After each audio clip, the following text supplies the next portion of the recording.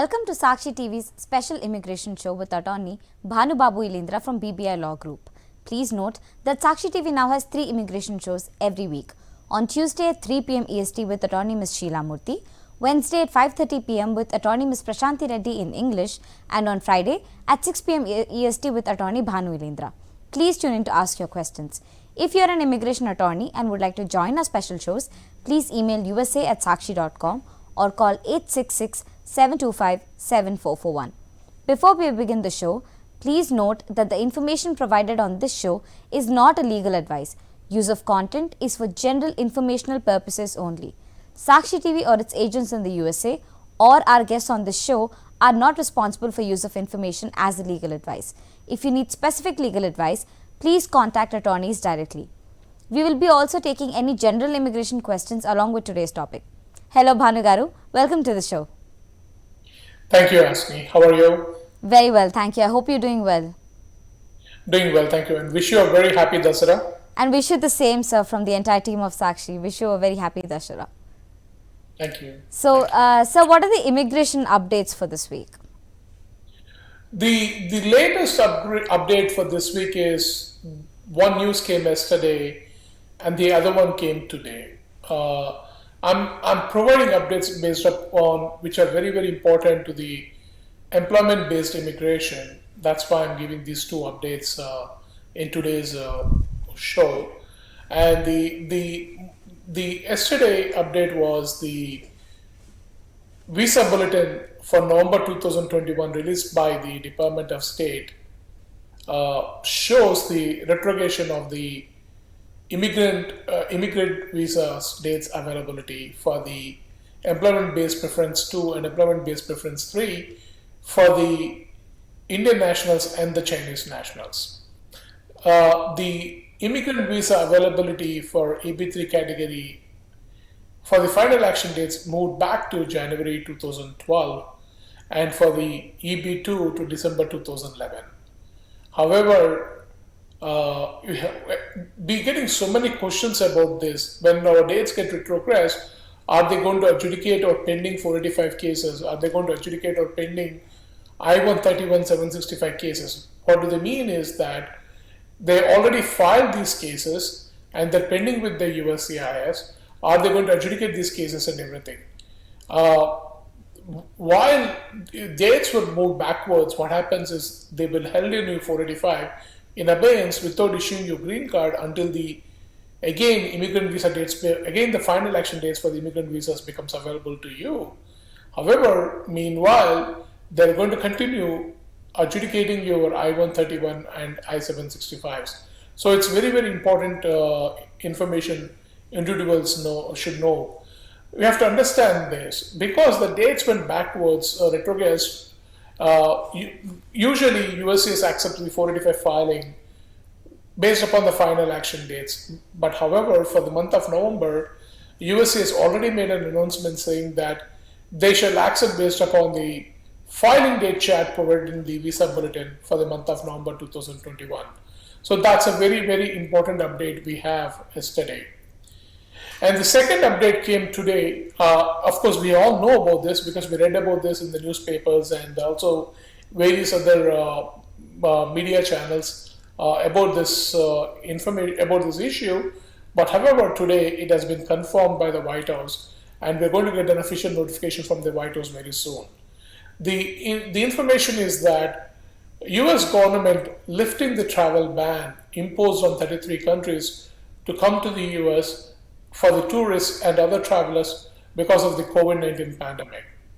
US government actually going to allow the tourists and other travelers from the foreign countries to the United States from November 8th onwards, provided they prove that they are fully vaccinated by the acceptable vaccinations by WHO and other agencies. So that's a very good news. So the travel ban, what we are seeing, which requires national interest exception to come to the US from the Indian nationals, will no longer will be available or will be applicable from November 8th onwards. We will see the official announcement, but that's a great news today. CNN announced it and various other social medias announced it, and even the US government, I think, made some kind of an informal statement about this. So that's a very good news. So from November 8th onwards, if anybody is planning to travel to US from India on a B1, B2 visa or H1B visa or any other visa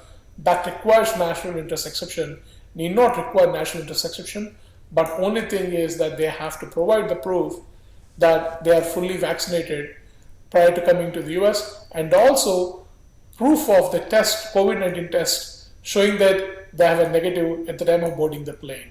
I mean, that's a very good news. So now we will see many people coming from travel from here, from India. That means now only emergency flights are being operated by few airlines between India and US, but then you will see the flights being coming, or the flights schedules will be full-fledged now from India and the US. So that's a very good thing to hear from the US government. That's amazing, Bhanugaru. I mean, the first news, albeit a little not too good, but the second news definitely seems like something for everybody to rejoice that the travel ban is lifted. I mean, we have heard a rumor on this about last month before the October visa bulletin, but very glad it's almost confirmed. But what do you have to say about the retrogression again? It is anticipated, the retrogression, based upon the number of filings happened in the last year, October, November 2020, when the visa numbers were available for many Indian nationals because of the forward movement of the visa numbers. And also it is expected, not only, I mean, we all know how the numbers do work. It depends upon what kind of a demand they have for these numbers and how many visas they've already allocated to the Indian nationals. I'm talking particularly about the Indian national because our show viewers are from, most of them are from India. That's why I'm talking about the Indian nationals here. And the numbers available, how many visas have been issued and how much demand they have for a particular category visa, based upon that, they basically let us know which priority dates will be available for them to get a green card for that particular month of any year. So it is expected, because Charlie Oppenheim did convey this information to everybody, based upon the number of visas have been issued and number of files are pending with the USCIS, the visa numbers are going to retrogress. And he said that it's going to be for a couple of months. So I'm hoping that the retrogression may not continue for a while. It may be for a couple of months, and then again it starts moving forward from February onwards, February 2022 onwards, for the entire next fiscal year. And the good thing is, we have to understand that why I'm so positive, why I'm hopeful that these visa numbers will move forward from February onwards, is that we know that 150,000 additional visas from family-based category have been split out to employment-based category in the fiscal year 2022. That means totally there are 290,000 employment-based visa category visas are available. In that, 7% are available to the Indian government, Indian nationals. Indian national means people who are born in India. That's why it means the visa numbers are located based upon the country of birth, and that's why not by country of citizenship, it's by country of birth. So it's very important to understand the distinction between the Indian citizenship and the Indian nationals, because Indian nationals are the ones, as per the Department of State point of view, under this context, is that where they were born, not what citizenship they hold, basically. So 7% of those 290,000 visas will be available for the fiscal year 2022. So we will see many people getting green cards in coming days, but at the same time, we said moving forward, it will be a little bit slower for the Indian nationals in EB3 category, as hundreds of thousands of petitions have been filed last year, downgrading from EB2 to EB3. So that's where the whole issue is. Right. So, albeit a little slow, we sincerely hope as well that the numbers do increase and the Indian nationals do get a good chance to have their H1B. As long as we're on this topic, Mr. Bhanu, I wanted to ask if there is a particular employment-based category green card that is probably easier to get amongst the most common EB1, EB2, EB3. Would you suggest there is something like that? If you qualify, EB1A is the most common category where you may get green card very fast. It's available all the time because very few people will be able to subject themselves to the EB1A category because it requires them to have a extraordinary ability in the field of endeavor in which they would like to work in the United States. That means they need to have those recognitions and those achievements. So that is one category for Indian nationals which is always available. Second one is an employment-based category, which is, for especially in the green card, is EB5, investor visa category. It is still not a bad option for Indian nationals because it is current right now and the investment limits are 500,000 and $1 million. Although regional center program is not available, you are still eligible to make a direct investment or a direct pooled investment where your investment should be directly responsible creating 10 jobs to the US workers. And still, that's a very viable option, EB5 investor visa, to get a green card faster in the United States.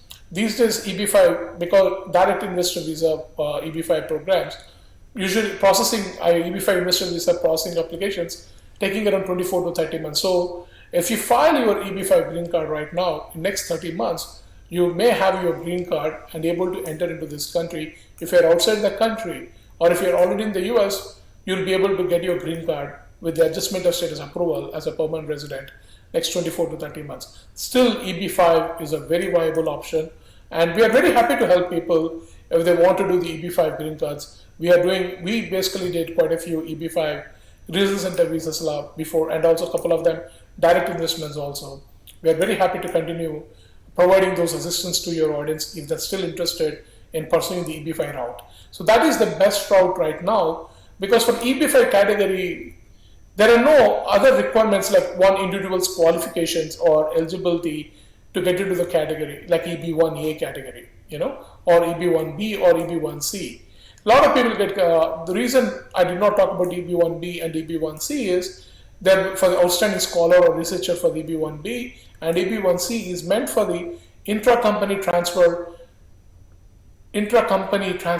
executive or managers only. It's not for every executive or a manager. It's only eligible for the intra-company transferee, executive or a manager. That's why I did not talk about the EB1C and EB1B for the Indian nationals. Of course, if they qualify as an intra-company transferee for that company, then they can seek the route of EB1C route if they are in the managerial or executive positions in that company. So these are the better routes to get a green card into the United States through EB category, employment-based category for the Indian nationals as of now. Right. Mr. Bhanu, again on the same topic, I have a really frequently asked question, and also something I'm sure as an attorney you would have you'd had dealt with. What is a downgrade, and who's it for? Why do a lot of people opt for downgrade?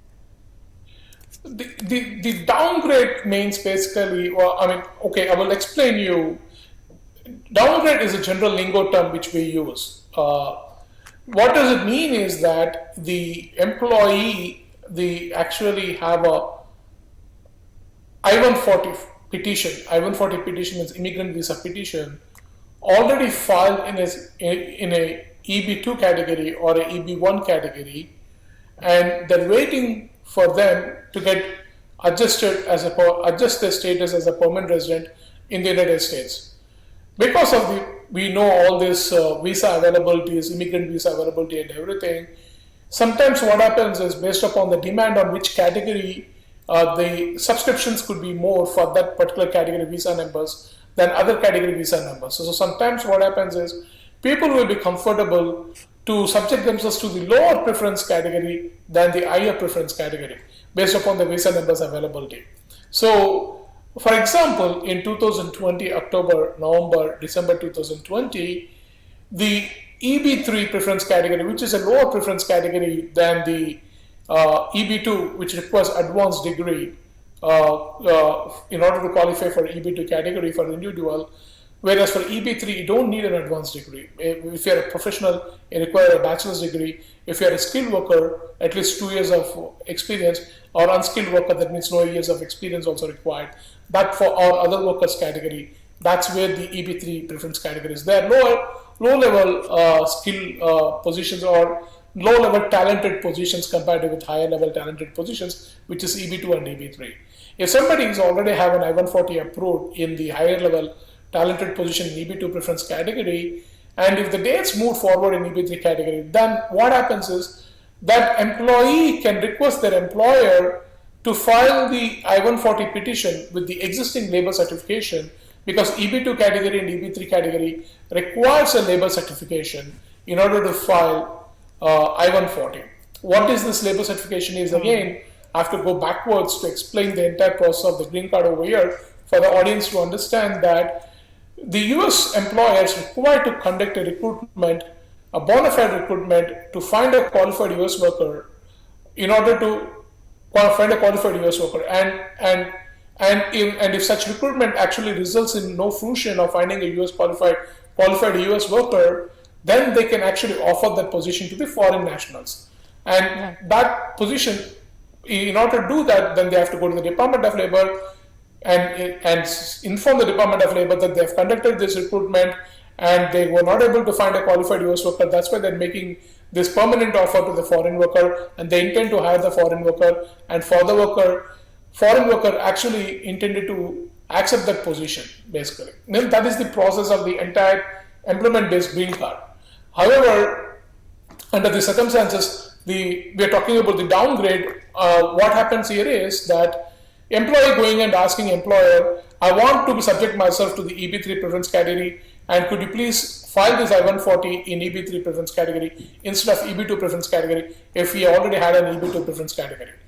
Because you're filing in a lower level preference category, although the petition was already approved for the higher level petition category, in general lingo, we use it downgrade. It is actually a duplicate petition or an amendment petition.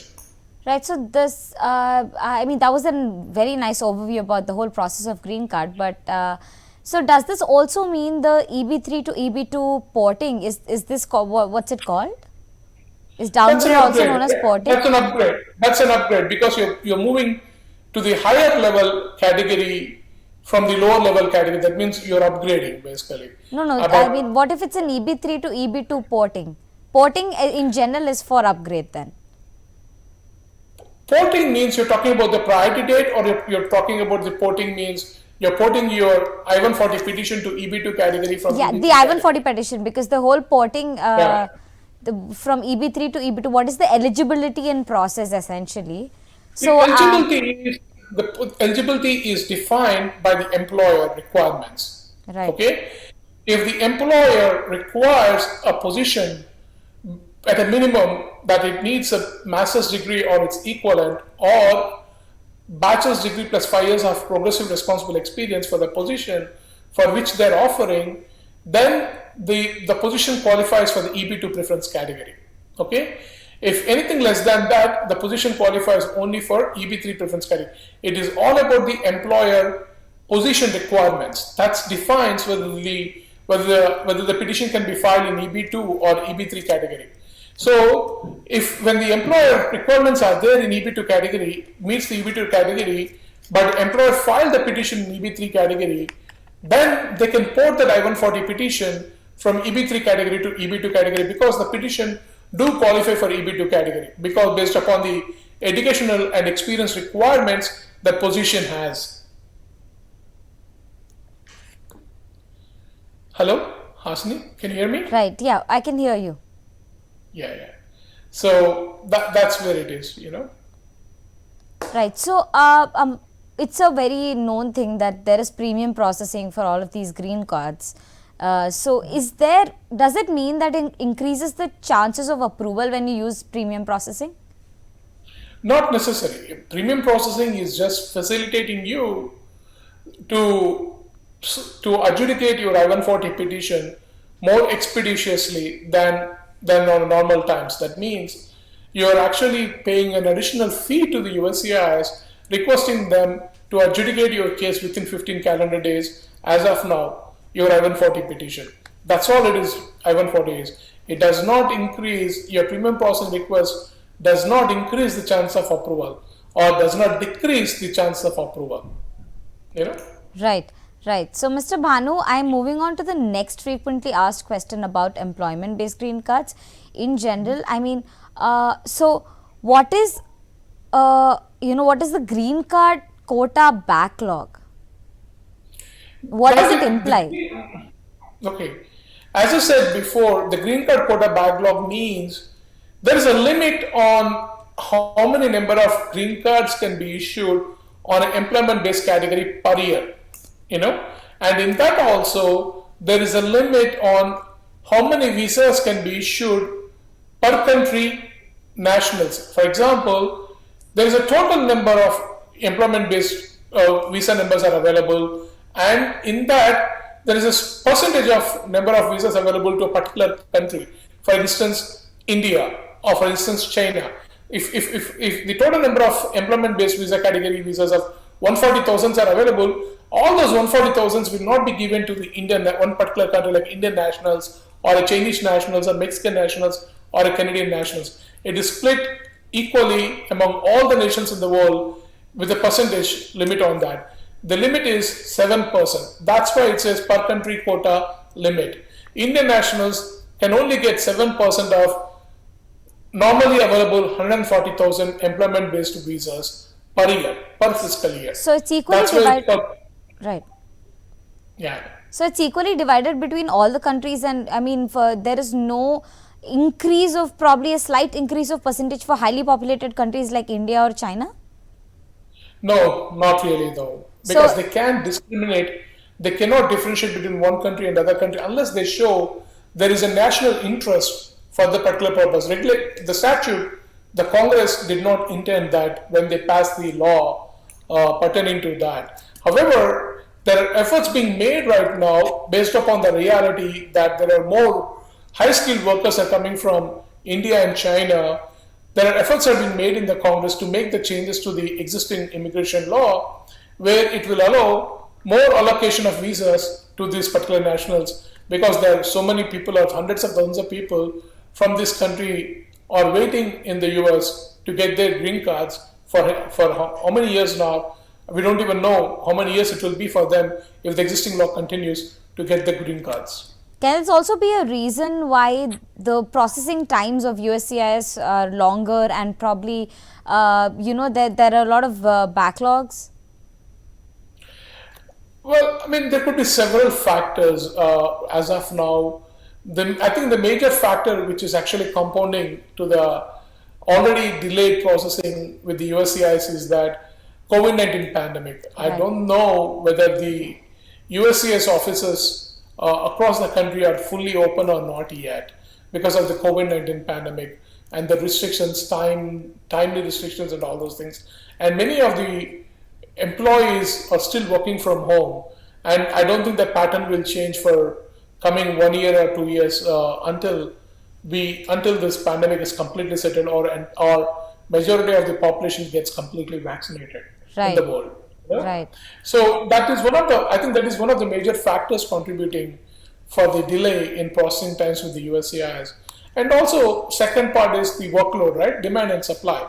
How many employees are there and how much demand they have, how many caseloads, how many files are pending with them. All those factors will come into existence also. I think they're very normal logistical issues rather than anything else. Right. So, Mr. Bhanu, we are moving towards the last question of our show tonight.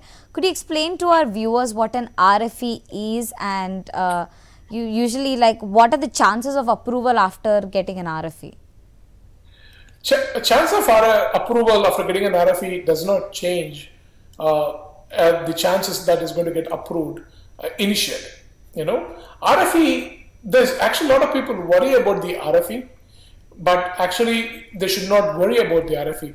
They should be okay, they should feel happy with it, because they know that US is actually adjudicating their application or a petition that is pending with the USCIS, right? And also RFE actually gives an opportunity for someone to provide the information that was not initially provided, or the information that US is actually looking into in order to approve the benefit what an individual is seeking from the USCIS. RFE is nothing but it's called request for further evidence. That means when you file an application or a petition with the USCIS And if the USCIS, while adjudicating the petitions to see whether you're eligible for the benefit or not, they feel like they need some additional information from the individual or additional evidence from the individual so that they can make a decision whether to approve it or deny it, then they issue this request for further evidence. Usually, request for further evidence is issued and they give you a timeline of 84 days to respond to that RFE. Sometimes, in lieu of request for further evidence, if they think that petition should not be approved, but USS will give them an opportunity issuing notice of intent to deny, that is called NOID, that's what we call it, and that usually gives 30 days for them to provide evidence to see that their application should not be denied, but the application should be approved. So there's a difference. NOID will be given when they think that petition should be denied. Request for further evidence is given when they think that they need additional information in order to adjudicate the case positively or negatively. So there is a difference between the both.